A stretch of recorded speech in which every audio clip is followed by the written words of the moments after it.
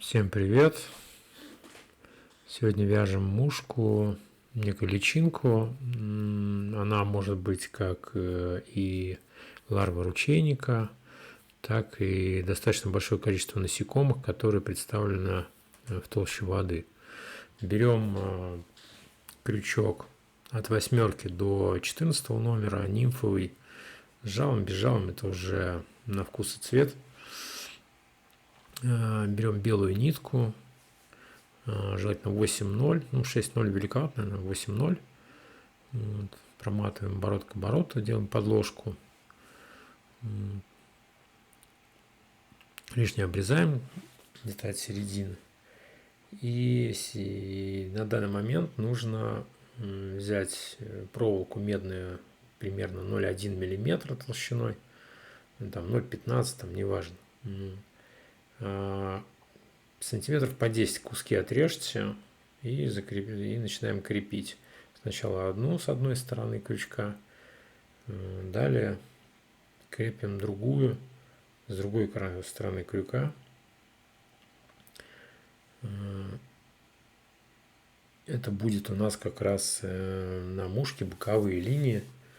Очень интересно так получается. Он как и визуально красиво выглядит, так и, соответственно, будет держать нашу мушку резиновую.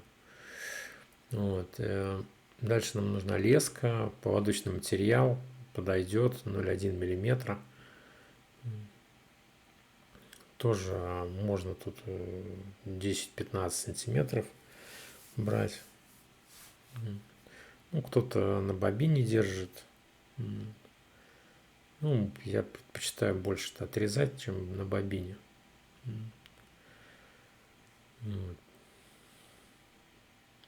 Далее, если наматывать, чтобы удобно было наматывать, надо взять все три кончика вот этих и, соответственно, уже придерживая их, наматывать один за другим.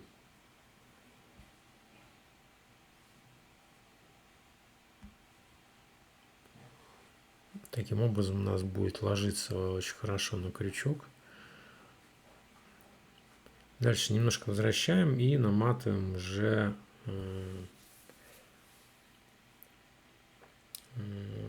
огрузочную проволоку 0,5 миллиметра, 0,4-0,5 миллиметра достаточно.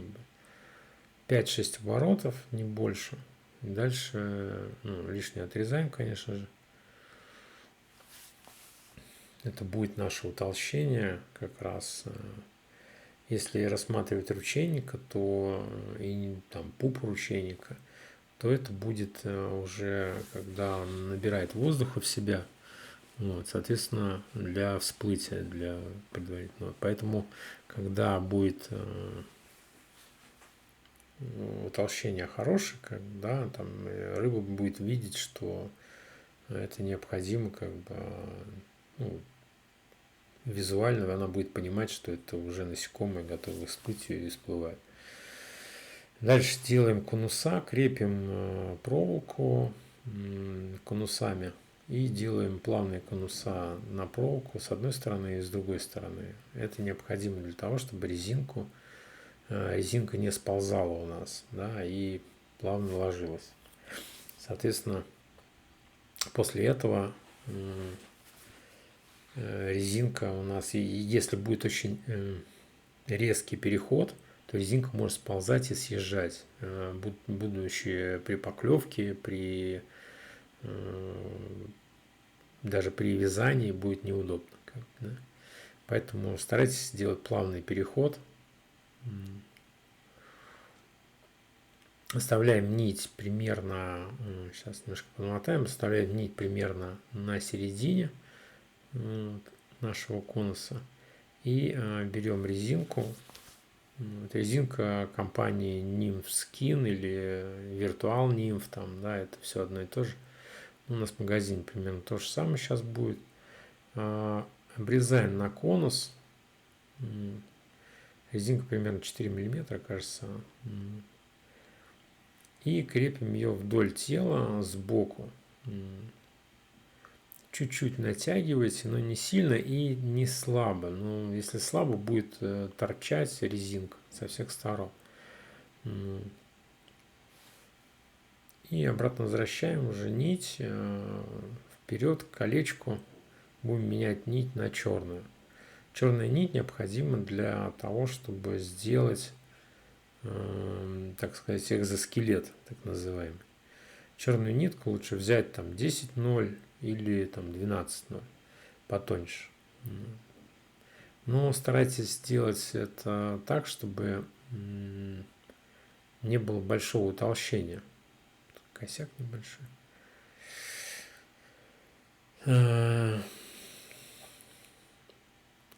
Крепим нить. Вот, и делаем примерно на 1/4 или на 1/3 экзоскелет.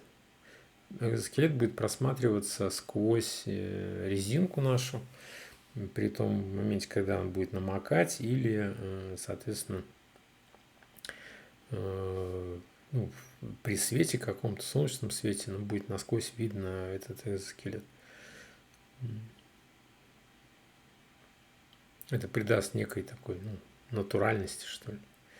Итак, разворачивайте резинку так, чтобы у вас срез был в сторону колечка направлен. И делаем обороты с шагом. Сначала минимальный шаг делаем, и дальше на увеличение шаги. Итак, шаг за шагом.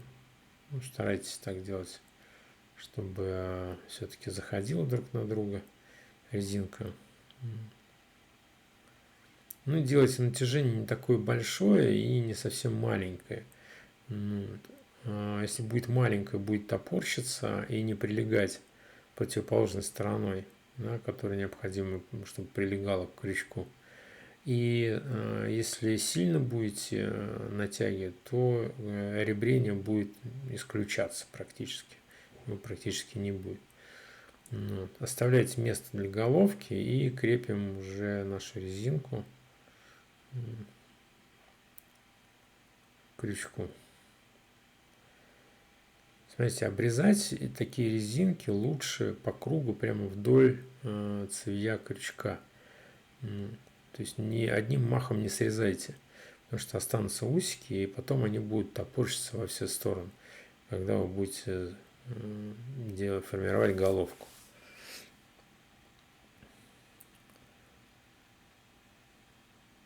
Конечно, у нас есть маркер для этого, да, мы можем все это скрыть черным маркером, в принципе, чем мы, собственно, и займемся, да, при необходимости.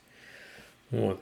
А так, в общем-то, чем больше резинки останется, да, у вас, тем хуже, тем больше будет торчать. Делаем предварительный узелок, как бы это не финишный, предварительный узелок, и дальше мы, соответственно, леской крепим наш проволоку. Самое тяжелое это начать здесь. Соответственно, леску необходимо проматывать на каждом ребре, каждое ребрышко. Ребрышко промотали и тут же закрепили проволоку параллельно цевью крючка той же самой леской. И так делаем оборот за оборотом. Вот это будет и красиво, и некая такая ватерлиния, и будет отделять некий панцирь, если вы хотите, да, там, то есть можно будет при дальнейшем раскрашивании сделать панцирь сверху, там, белый, там, телесный цвет снизу, ну и так далее. В общем, леска и проволока у нас прекрасно закрепляет нашу резинку, которая практически никакие зубы потом не помеха будет. Да? То есть, в принципе, материал очень хороший, податливый, да, и если мы его еще армируем таким образом, так он будет практически вечный. В дальнейшем я покажу еще мушки, которые можно сделать, это пупы. Соответственно, это уже свободно живущие ручейники, это, возможно, веснянки и все остальные. Это все можно делать Соответственно, на нимфы, ну, понятно, что на сухую мушку такую не сделаешь, но нимф прекрасно будет визуально отображаться. И в будущем мы, соответственно, ну, можем делать разные мушки разного цвета, будучи даже имея такой вот цвет исключительно, мы можем подкрашивать изначально нашу резинку с самого начала и можем подкрашивать уже потом, как мы будем делать это сейчас. То есть, в принципе, можно даже придавать изначально какую-то тонировку нашей резинки, да, изнутри, снаружи, там, неважно. То есть, ну, тут уже там, на вкус цвет и насколько хватит у вас фантазии.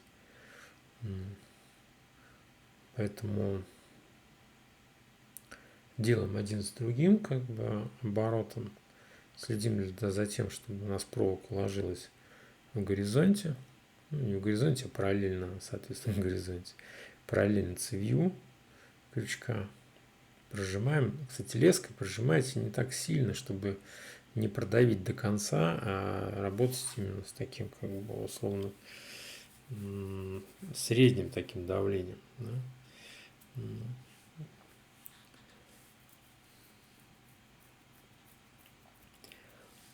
Бывают такие косячки иногда. Ну, не буду это вырезать. И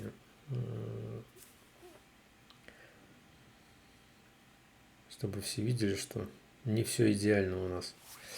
И тоже все это возможно. Поэтому видите, и нитка обрывается, и все остальное. Все это бывает. Далее, придерживая леску, обязательно, да, то есть у нас, видите, я пожадничал и проволоку сделал не 10, а побольше сантиметров. Надо было поменьше сделать, на самом деле. Вот. И такие косячки тоже бывают.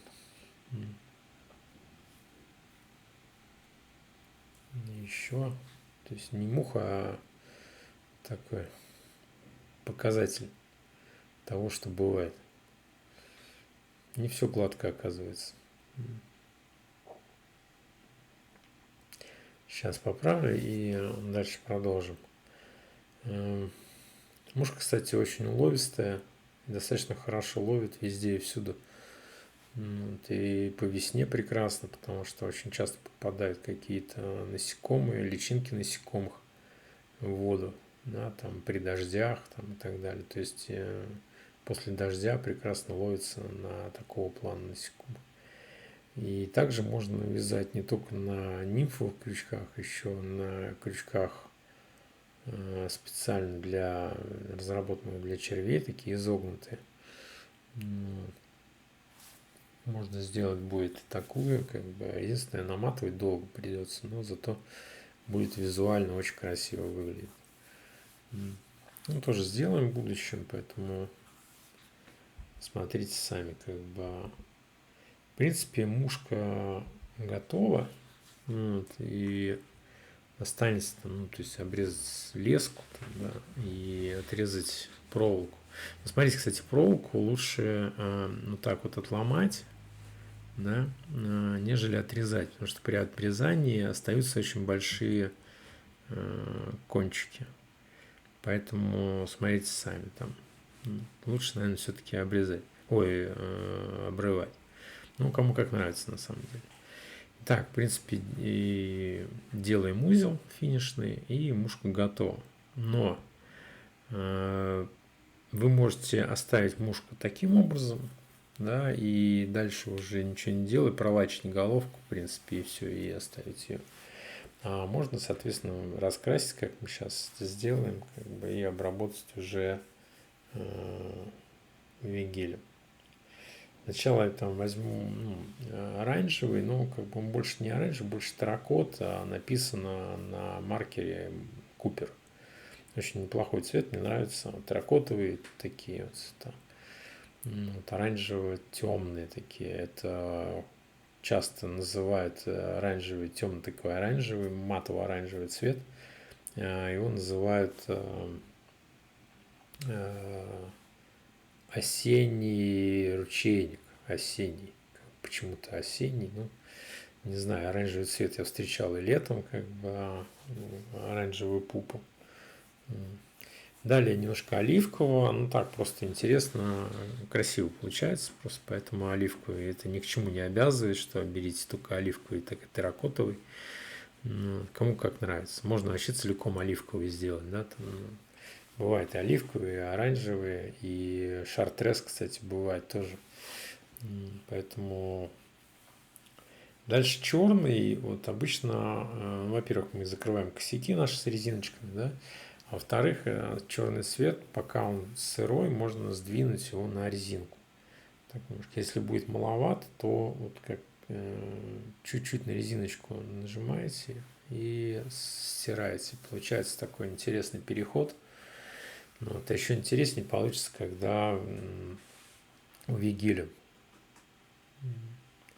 обработаете. Прям очень красиво. Ну, соответственно, и сохранит маркер у вигель нанесенный. Конечно, это уже не будет мягкая мушка, это будет уже мушка достаточно твердая, но все-таки, конечно, мягкая мушка лучше, нежели достаточно жесткая, потому что рыба меньше будет понимать подвоха, если, допустим, возьмет. Возьмите большую каплю, ну, как бы можете не стесняться достаточно, вот, и раскидывайте, размазывайте по всей мухе. Ну, и если будет много, соответственно, ну, как бы не ленитесь, убирайте лишнее. Потому что, ну, это важный момент. Конечно, на клев это не будет влиять, но визуально как бы лучше, чтобы хоть как-то симпатично оно выглядело. Ну, по мне так кажется. Ну, поэтому старайтесь как бы лишнее убрать. Это также просто делается иголочкой и все. Так, мушка в принципе у нас готова. Нам надо только ее закрепить фонариком. Вот. Мушка готова. В принципе, кому понравится, ставьте лайк. Кому не понравилось, дизлайки. Подписывайтесь на канал, кто еще не подписан. Следите за дальнейшими видео. Дальше будет больше. Всем ни хвоста, ни чешуи. Хороших, прекрасных уловчих мух. И всем пока.